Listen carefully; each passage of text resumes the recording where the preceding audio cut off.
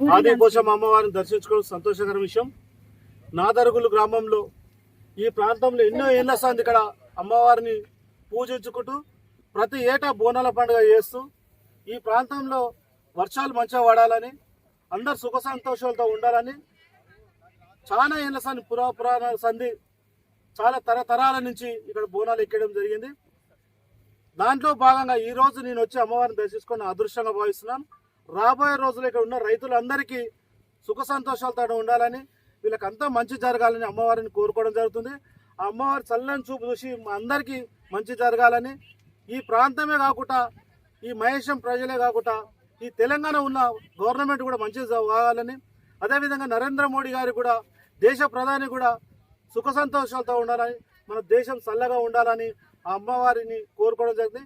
ఆ అమ్మవారి చల్లని చూపు మనందరిపై నుండి మనందరికి మంచి జరగాలని కోరుకుంటున్నాం.